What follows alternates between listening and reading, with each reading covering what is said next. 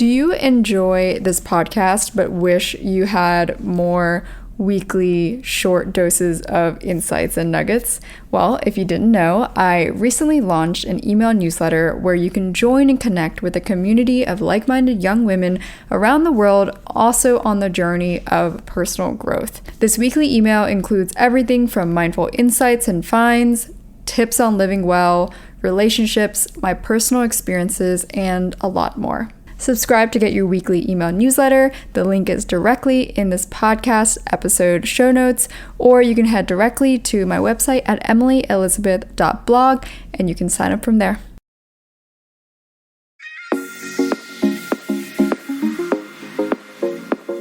I'm Emily Elizabeth, and I'm the host of the What Fulfills You podcast, a show for and about individuals always seeking to be their best selves. On this show, we talk all about building the mindset, finding the right careers, creating meaningful relationships, and so much more. Welcome to the What Fulfills You podcast. Hello everyone. Welcome back to another episode of What Fulfills You. My name is Emily Elizabeth. I'm your host.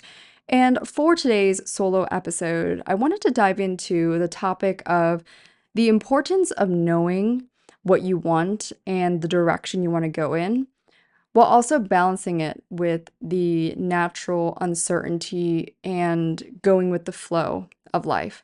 And a part of this episode topic was inspired by a recent conversation I had with guest Stephanie Taramina, who's actually the mom of my best friend from high school. And she mentioned in this conversation, which I highly recommend if you haven't listened to yet, it's actually episode 295.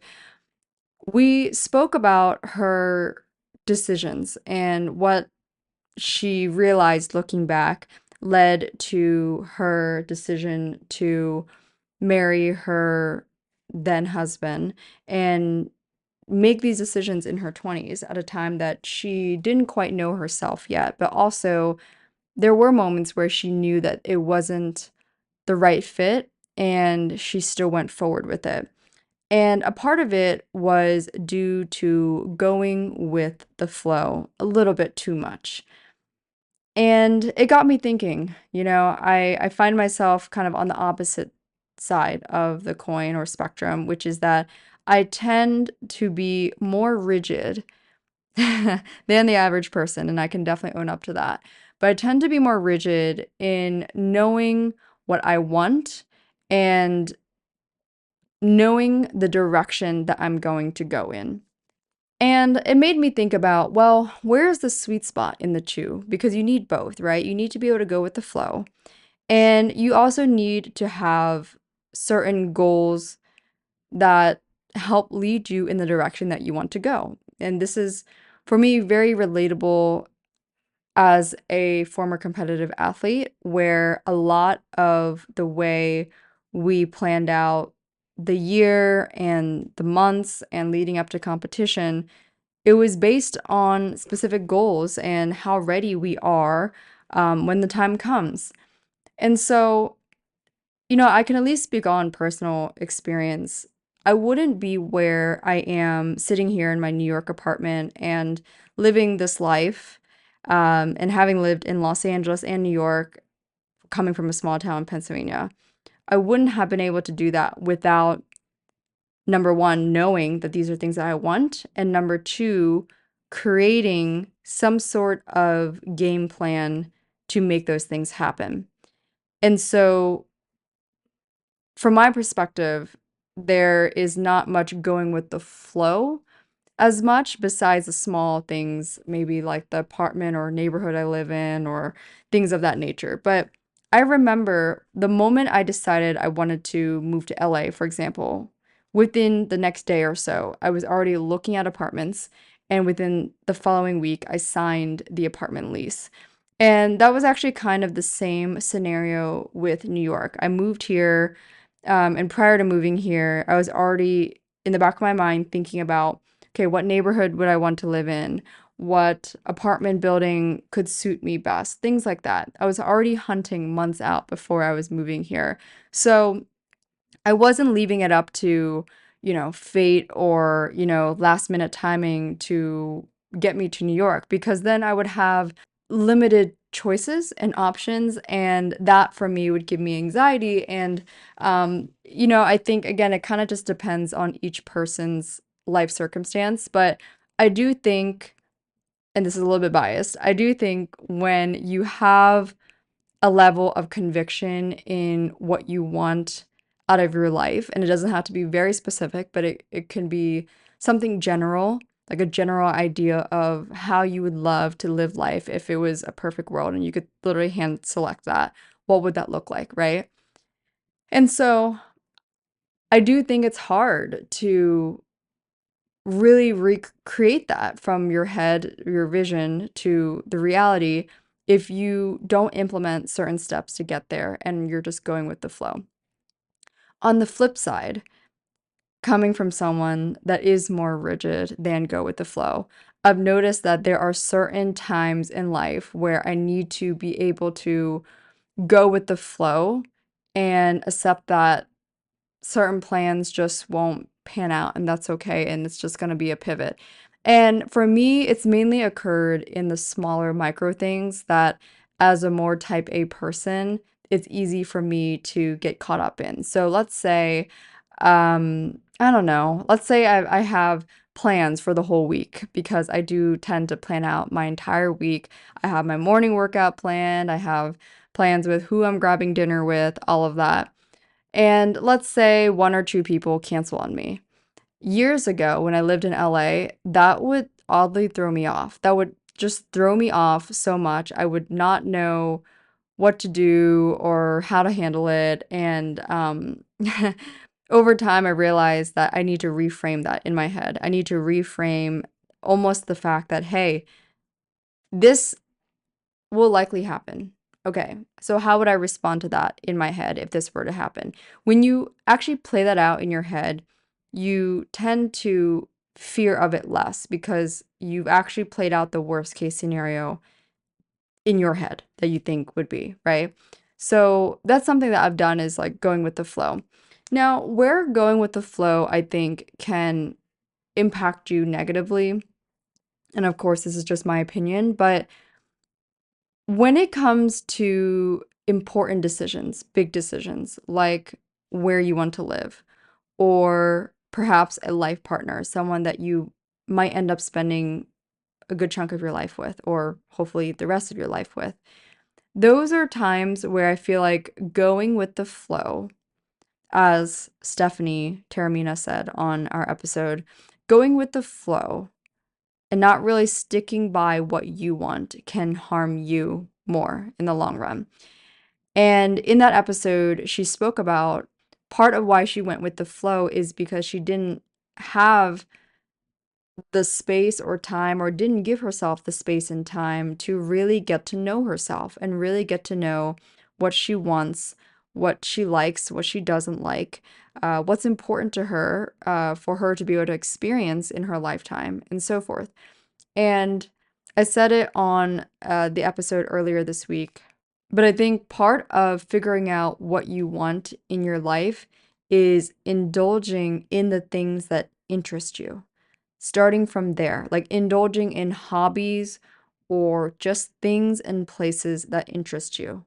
Because along the way, which is where the going with the flow comes into play, from my experience, along the way, it helps you make better decisions going forward. Like, for example, um, me visiting Paris and south of France, that was recent, it highlighted to me like this idea of, okay, I've always dreamed of maybe living in Paris for maybe 3 months, and being around French culture and being over there by myself really highlighted that. It really put it out there that, you really love this place. If money wasn't an issue, you would go and do this. And I only figured that out by going to go do the thing. You know what I mean? So in this case, like I went to south of France on my own. I've gone to Paris by myself before. I've also gone with other people, but I've been there um 2, 3 times now, and each time it reinforces this like, aha, I love this city. I would love to spend some time here. I would love to spend longer time here. So this part helps me understand, hey, this is something that I believe that I really want. And how this can play out, let's say in a relationship dynamic is, if you get into something, which is something that Stephanie shared, she didn't have going into that relationship, but as you get to know yourself, you start to see what you like, what you want, what you don't want. And if she had gone into that knowing that this is something she wants and it was something that he was not willing to compromise on, right? That could be something that would have helped her make a better decision. Not that she regrets the decision, but it would have helped her make a better decision in terms of who's going to be an ideal partner fit for me. I think another thing that pops up in my mind when I think about, okay, knowing where you want to live, right? In a lot of cases, you will meet people that share some overlapping values or interests or passions, whatever, in certain physical environments. So, let's say in the United States, people that live in New York um, are often there and often like the city for very specific reasons.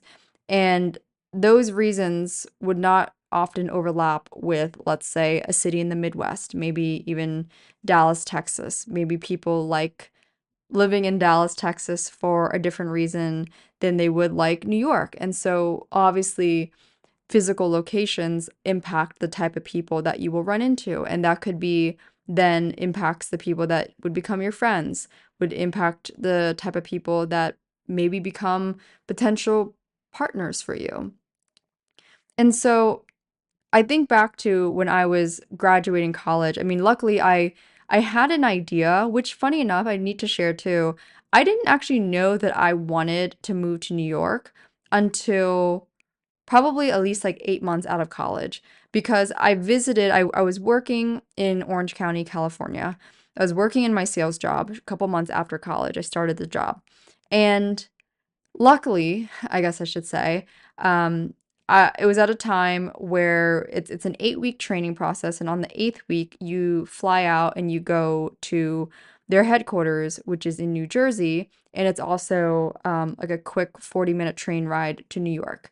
So because of that, I made plans to go to New York um, before and after my training at the headquarters. And on that trip, it was early mid-January.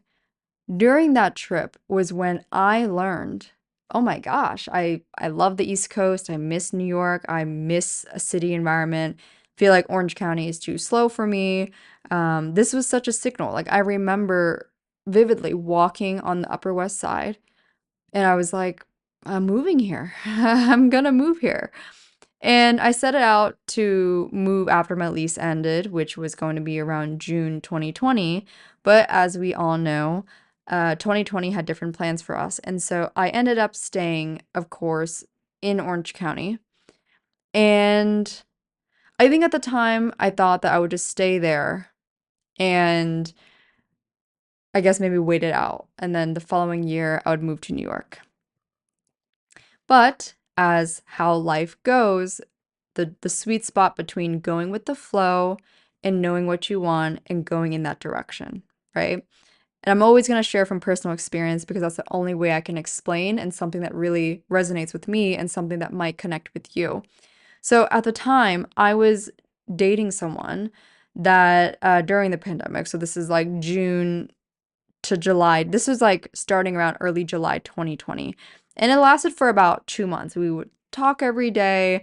This person was well into their 30s. And I was, again, yes, given context here, I was only 23. But this person was mature and had such a vast perspective on life. And um, I remember this person, he's in arts, he was a cinematographer, and I remember I felt very inspired by talking to this person, dating this person, and he lived in LA at the time. And Long story short, in our interactions and the few times that we had gone on dates and whatnot, I realized that LA may be a really great fit for me. And I didn't move to his neighborhood or anything. I ended up moving to Marina del Rey, Venice, California. But this inspiration was inspired by dating this guy. This whole idea, I was like, what am I doing in OC? I feel like I need a shift in environment, something that's faster, something that would be a better fit for me, something that has different types of people. And then at the same time, serendipitously, I met my very good friend Ronnie. He's been on the podcast, and he brought me into this entrepreneur brunch. I met a bunch of other entrepreneurs also based in LA. And that really sealed the deal for me because I think I already was planning on moving to LA and my lease was already signed. But that brunch was just like, okay, this is the direction I'm called to go into. And it was different. I had not really known many people in LA at the time, but I knew like, okay, Emily, worst case scenario, you're 45 minutes away from Orange County. You can always go and meet up with the friends down in Orange County. You're not going to lose them. And I was right. Like I was very easily able to hang out with my friends in Orange County where I once lived. But the point of all of that is, LA was never in the cards. I never thought about moving to Los Angeles, and nor did I really ever think about moving to New York either until I was planted in that city and I was like, I could see this. I could really see this. And that's the exact same thing that happened for LA. And so the going with the flow was, okay, you know what? LA will be my buffer. I'm going to move here. I'm going to live in this apartment for 1 year. And then after that year, I will move to New York. And I'm actually kind of I feel bittersweet thinking about this right now. I miss LA sometimes and I miss that apartment a lot because it was a massive 1 bedroom and much more space than I really needed. But yeah, like it was a great year, although it felt longer. And I grew a lot. I grew in the sense of becoming better at knowing, once again, knowing what I want for myself. And LA for me, I think helped solidify what kind of person I want to become. What are my genuine interests, right? Despite maybe my mom at the time, she did not agree or want me to move to LA. She was very adamant about me not moving to LA. And I just knew that this was the right environment for me. And I was right. I was 100% right. And there were so many other cases in my life experience where, parents disagreed or they thought that this wasn't the right fit for me and whatever. And, I can only say from my own decision making, as I got older and as I made my own decisions, the more I became, number one, more aware of what Emily wants and who she is. And number two, more confident in being able to make those decisions without whatever we want to call it, regret, or without feeling like I made a mistake. Mind you, as even Stephanie shared on the guest episode in episode 295, there aren't really mistakes in life, you know? Of course, there are extreme cases, right? But in general, you just have to learn the skill of pivoting, right? Even for me, when I went to UC Irvine, which is in Orange County, but ended up transferring to Chapman, I knew I wanted to go to Southern California, and I knew that that was the environment I wanted to be in for college. And I was right. It was a great fit for me. UC Irvine served its purpose for the 2 years, and I wouldn't change that experience. At the same time, I learned very early on in life how to pivot because I took the knowledge I had of the 2 years at UC Irvine and I realized, I don't think I'm going to graduate from this school and I don't think I'm going to finish 4 years here, but I believe that pivoting and transferring to a different university will serve me best. And that's what I did. And it's time and time again of finding the sweet spot in knowing what you want and going after that thing and allowing yourself the awareness of, hey, not everything is going to work out as planned.